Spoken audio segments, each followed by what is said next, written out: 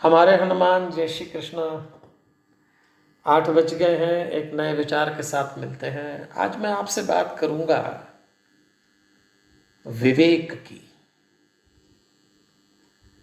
ध्यान रखिएगा, विवेक विचार ही नहीं, अपने आप में नेत्र है। थोड़ी बात सुनने में अजीब लगेगी, लेकिन आज यहीं से चलेंगे। विवेक व्यक्ति की तीसरी आंख है और इसी आंख से मार्ग को देखकर मंजिल पे पहुंचा जा सकता है। आध्यात्मिक जगत में यूं तो एक ही मंजिल है और वो है अपने इष्ट, अपने परमात्मा तक पहुंचना। इससे कोई फर्क नहीं पड़ेगा कि आप जैन धर्म मानते हैं, बौद्ध धर्म, ईसाई, मुस्लिम, सिख या हिंदू। लक्ष्य तो सबका एक ही रहता है। आध्यात्मिक दृष्टि से उस धर्म की बात कर रहा हूं, लेकिन इसके भी अलग अलग रूप हैं। किसी ने सत्य में विवेक को देखा, किसी ने अहिंसा में देखा, किसी ने परोपकार में देखा, तो कहीं कहीं कुछ लोगों ने माता पिता में भी देख लिया। और अपने गुरु में विवेक देखने वाले तो बहुत बड़ी संख्या में हैं। भगवान महावीर स्वामी ने विवेक के लिए एक पंक्ति बोली है, याचना, चिंतन, विनम्रता, आंतरिक स्वभाव, इन सब पर जब जब बात आई, महावीर स्वामी कहा करते थे, भाई ये विवेक का परिणाम है। उनकी एक पंक्ति थी कि यत्नाचारिता धर्म की जननी है, पालनहार है, धर्म को बढ़ाती है। और यत्नाचारिता एकांत सुखावह है। अब ये थोड़े क्लिष्ट शब्द को मैं आसान करके आपको कह रहा हूं कि कुल मिलाकर भगवान महावीर स्वामी ये कहना चाहते थे कि धर्म का जनक विवेक है। ये बात है, क्या बढ़िया बात है। जो व्यक्ति अपने धार्मिक होने का दावा करे उसे विवेकशील होना चाहिए।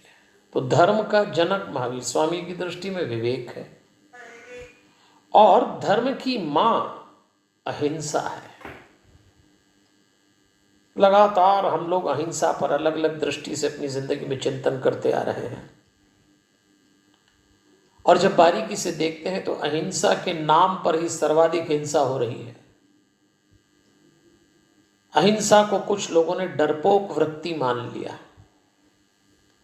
कहीं कहीं पर अहिंसा को आलस्य भी बोला गया, और कहीं कहीं हिंसा के ठीक विपरीत लिया गया। लेकिन महावीर स्वामी ने अहिंसा को समझने के लिए एक सुंदर शब्द दिया है, जैना, यानी यत्ना, जिसका मतलब होता है विवेक। उन्होंने अहिंसा को विवेक से जोड़ा है। अहिंसा यदि सिद्धांत है तो विवेक उसका व्यवहार है,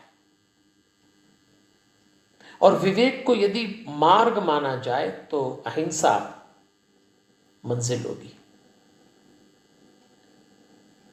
एक बार जब महावीर स्वामी से ये पूछा गया कि पूर्ण अहिंसा में कैसे जिया जाए, खाते पीते, उठते बैठते, सुनते बोलते, ऐसे अनेक अवसर आते हैं जब हिंसा की संभावना बनी रहती है। तब भगवान महावीर स्वामी का कहना था, ये जितने भी काम हैं ये सब यत्ना यानी विवेक से किए जाएं। देखिए, बहुत सुंदर बात आ रही है। खाना पीना, उठना बैठना, जब कोई बात बोले, जब कोई बात सुने तो विवेक रखें।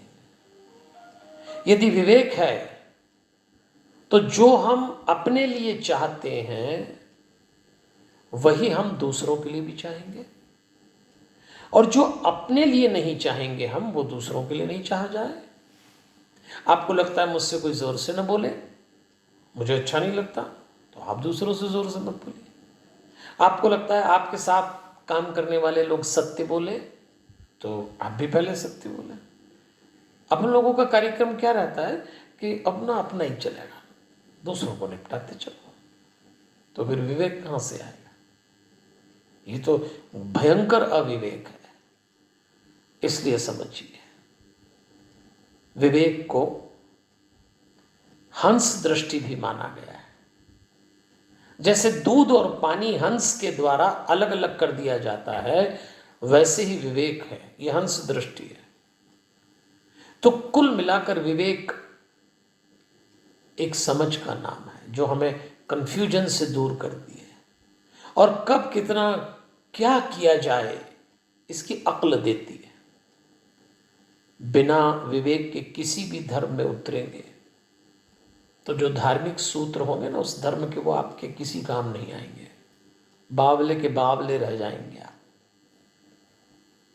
जैसे घूमने के लिहाज से एक उदाहरण देता हूं छोटा सा, कि क्या होता है बिना विवेक के धर्म में उतरना। कि एक बार एक गांव का आदमी था, उसकी इच्छा हुई कि थोड़ा घूमने फिरने शहर में चले, तो गया, शहर घूम के आ गया।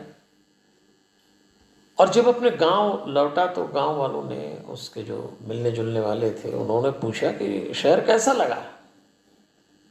तो उसने कहा ठीक ठाक था, बड़ी बड़ी इमारतें थीं, चौड़ी चौड़ी सड़कें थीं, तमाम गाड़ियां दौड़ रही थीं।